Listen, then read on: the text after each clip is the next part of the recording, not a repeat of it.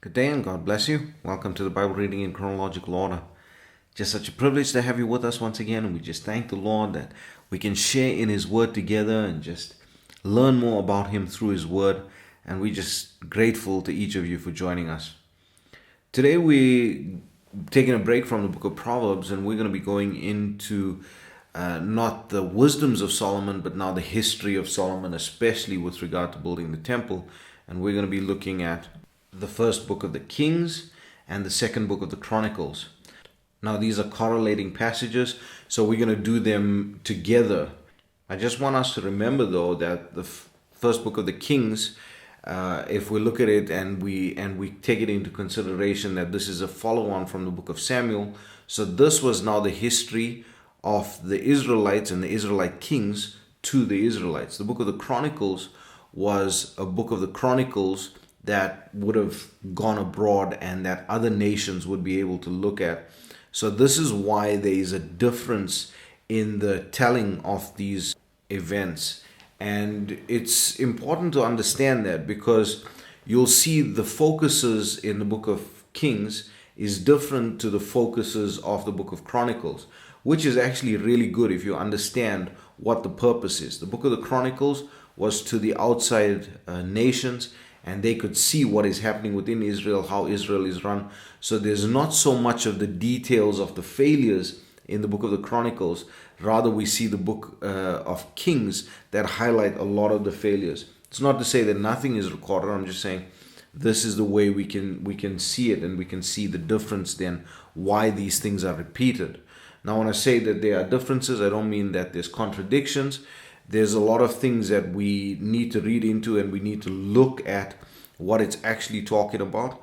But this is important that we understand the difference between the books. Anyway, let's get into chapter 5 of the first book of Kings and chapter 2 of the second book of the Chronicles. Now, Solomon sends a message to Hiram, who is the king of Tyre, who loved David, the father of Solomon, and was therefore glad to receive the message from Solomon to help build the temple. Now, Solomon requests timber from him, as well as a skilled artisan, to which Hiram replies very favorably, and he gladly obliges to Solomon's request. Now, they made a barter deal between the two, and the barter was for Solomon to provide food for Hiram in exchange for the timber which he sent via the sea in floats. Now, the food was given to the workers, and we see all of this when we look at the book of Chronicles. Then Solomon sets out 30,000 men, which he divided in sets of 10,000, which were sent to Lebanon, one set per month on a rotational cycle, and this is to retrieve lumber and timber for the building of the temple. He also had 70,000 men that bore burdens and 80,000 hewers in the mountains, and then 3,300 chief officers that managed the workers. And they brought down very costly stones to lay the foundation and costly materials to build the temple of the Lord. This is actually just so amazing and so beautiful to see how much care he had taken to just prepare the materials just for the temple, let alone the temple itself. And we're going to get to the temple now when we look at chapter 6 of First Kings and chapter 3 of Second Chronicles. And we are given the details of the building of the temple and the chambers within and all of these beautiful things that were set up in the temple. Then the Lord makes a promise concerning the temple. And he speaks to Solomon in such a beautiful way and tells Solomon how he will bless him if he keeps his commandments. We are then given the measures of ornaments of the house, as well as the adorning of the temple, of the ceilings and of the cherubims. We're also told about the place as well as the time in which the temple was built, and also that it took 7 years to build the temple. Now, this is very important that we understand that it took 7 years to build the temple, because that number 7 has a beautiful meaning. That number 7 speaks of completion. And so it is talking about that temple being completed there, that the Lord actually was pleased with the building of the temple in this regard. We are given the details of the holy place as well. And we are also given the details of the veil and the pillars, all of these things. So it's given to us in quite a bit of detail so that we understand what's going on here. And it's actually just, if you can just picture it in your mind, you'll see how beautiful this temple was set out to be, and how much of care was taken in the preparing and the building of the temple. Now, there is something that if you really want to do some work on this, but there is so much depth and beauty if you're looking at the building of the temple and how the temple was set out, what was actually put in the temple. Now, if we look at the details that are given to us and we correlate that with the Lord and the Lord's ministry. Now, remember, the reason I'm telling you that there is a lot of correlation is because Jesus referred to himself as the temple. He said this temple will be destroyed and then it will be raised up in 3 days again. And so when we look at it, we can see the elements within the temple that refer to the Lord Jesus as well. But this would take some real depth of study. And if you'd like to do that, we would probably do a session on this in our Bible study sections. But it is actually very beautiful to just read and to just think of the different elements and think of how those portray or manifest in the life of the Lord Jesus Christ as well. You will not be disappointed in doing that study. Anyway, I'm going to leave it there. I pray that the Lord will bless you and keep you. May his face shine upon you. May he give you peace. God bless you as you enjoy the reading of the word today. Chapter 5. And Hiram king of Tyre sent his servants unto Solomon, for he had heard that they had anointed him king in the room of his father, for Hiram was ever a lover of David. And Solomon sent to Hiram, saying, Thou knowest how that David my father could not build an house unto the name of the Lord his God, for the wars which were about him on every side, until the Lord put them under the soles of his feet. But now the Lord my God hath given me rest on every side, so that there is neither adversary nor evil occurrent. And behold, I propose to build an house unto the name of the Lord my God, as the Lord spake unto David my father, saying, Thy son, whom I will set upon thy throne in thy room, he shall build an house unto my name. Now therefore command thou that they hew me cedar trees out of Lebanon, and my servants shall be with thy servants, and unto thee will I give hire for thy servants, according to all that thou shalt appoint. For thou knowest that there is not among us any that can skill to hew timber like unto the Sidonians. And it came to pass, when Hiram heard the words of Solomon, that he rejoiced greatly, and said, Blessed be the Lord this day, which hath given unto David a wise son over this great people. And Hiram sent to Solomon, saying, I have considered the things which thou sentest to me for, and I will do all thy desire concerning timber of cedar and concerning timber of fir. My servants shall bring them down from Lebanon unto the sea, and I will convey them by sea in floats unto the place that thou shalt appoint me, and will cause them to be discharged there. And thou shalt receive them, and thou shalt accomplish my desire in giving food for my household. So Hiram gave Solomon cedar trees and fir trees according to all his desire. And Solomon gave Hiram 20,000 measures of wheat for food to his household, and 20 measures of pure oil. Thus gave Solomon to Hiram year by year. And the Lord gave Solomon wisdom as he promised him. And there was peace between Hiram and Solomon, and they two made a league together. And King Solomon raised a levy out of all Israel, and the levy was 30,000 men. And he sent them to Lebanon, 10,000 a month by courses. A month they were in Lebanon, and 2 months at home. And Adoniram was over the levy.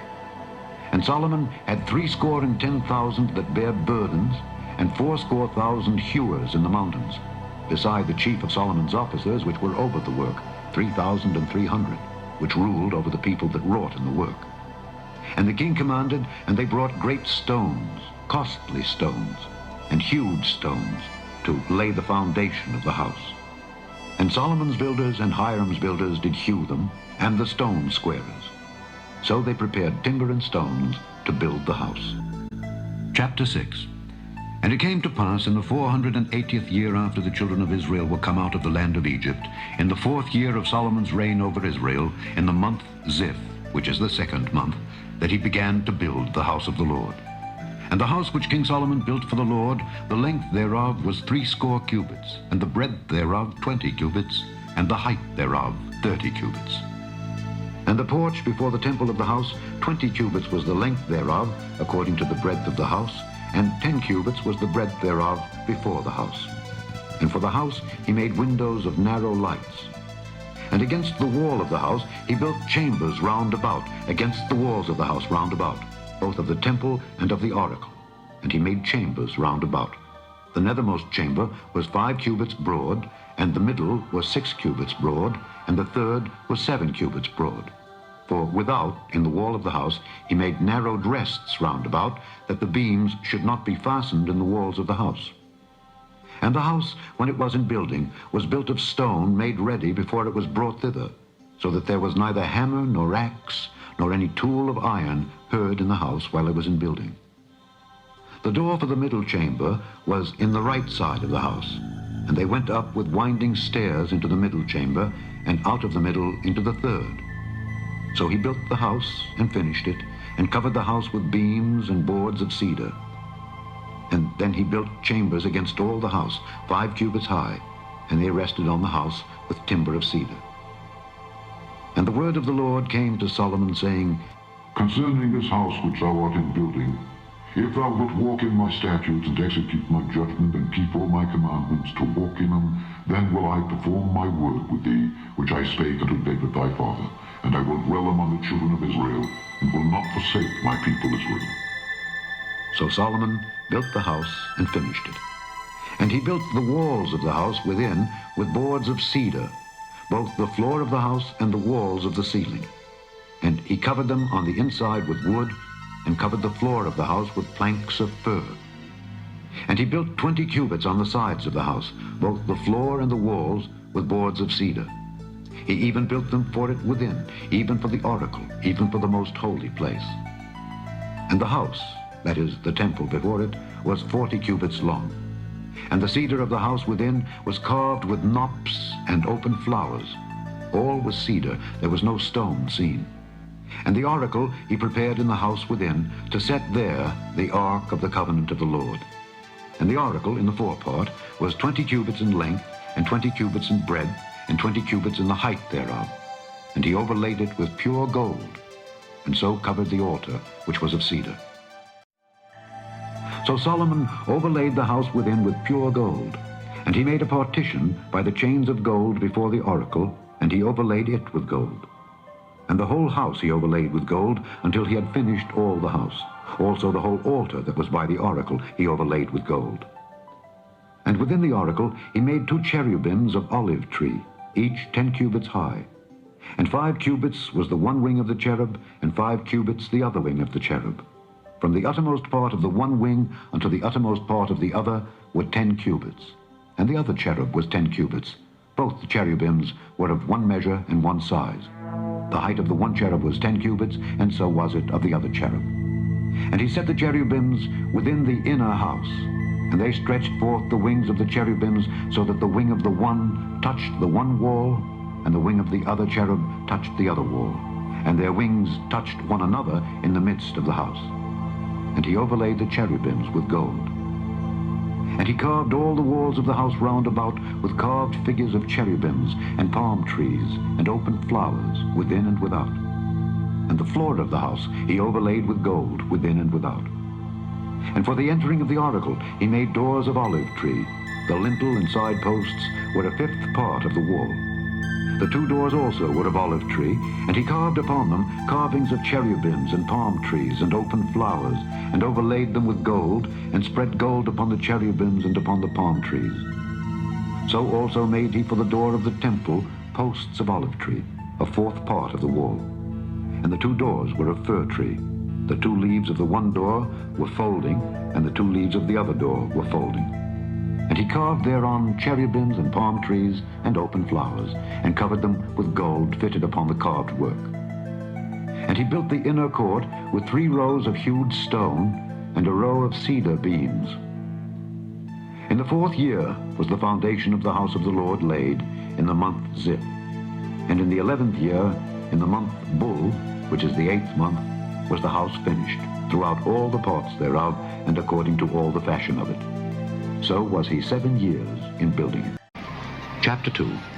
And Solomon determined to build an house for the name of the Lord, and an house for his kingdom.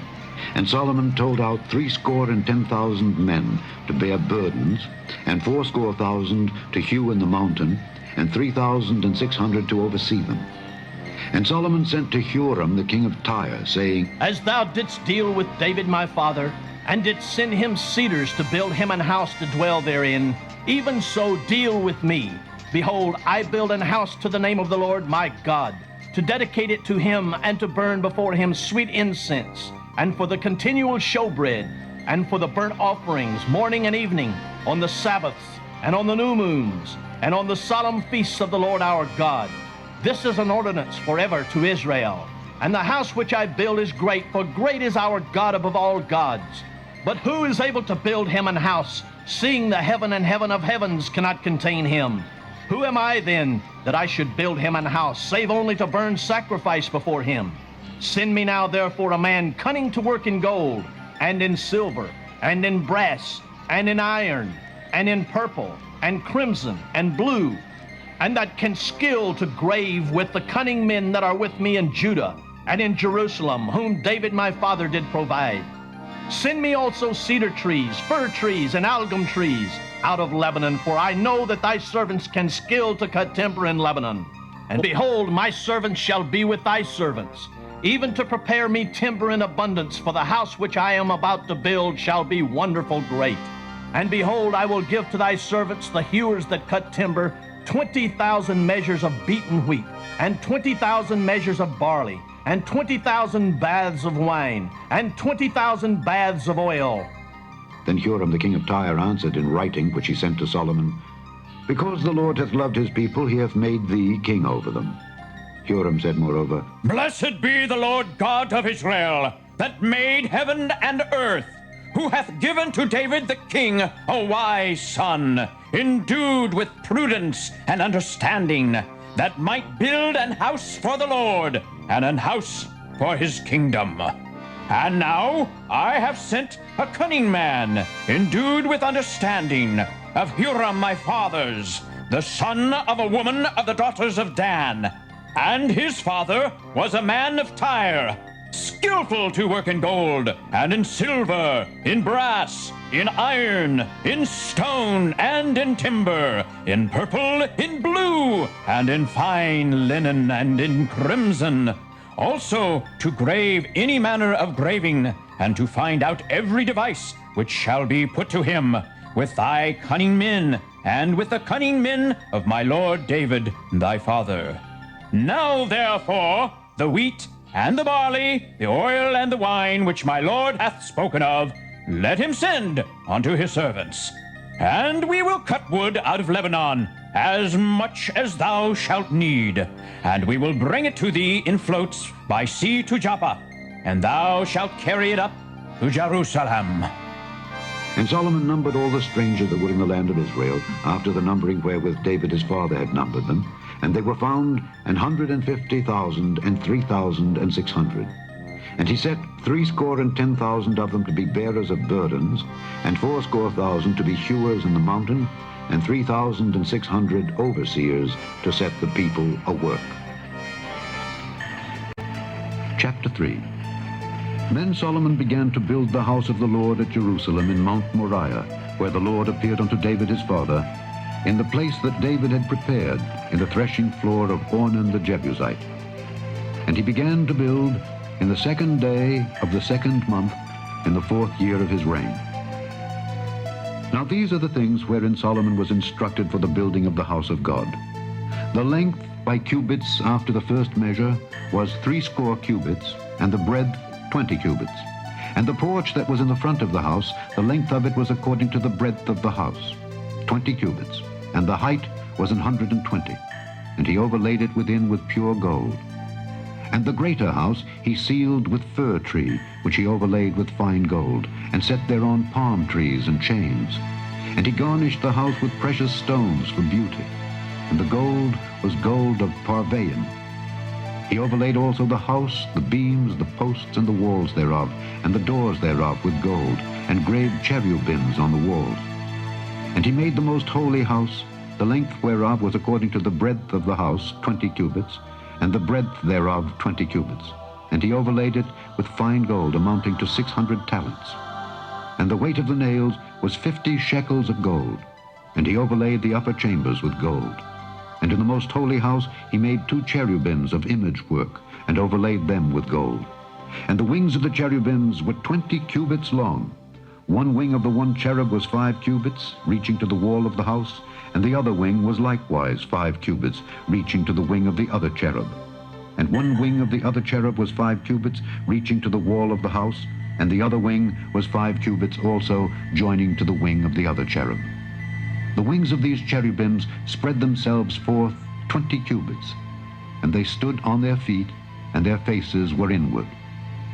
And he made the veil of blue and purple and crimson and fine linen, and wrought cherubims thereon. Also he made before the house 2 pillars of 30 and 5 cubits high, and the chapiter that was on the top of each of them was 5 cubits. And he made chains as in the oracle, and put them on the heads of the pillars, and made 100 pomegranates, and put them on the chains. And he reared up the pillars before the temple, one on the right hand and the other on the left, and called the name of that on the right hand Jachin, and the name of that on the left Boaz.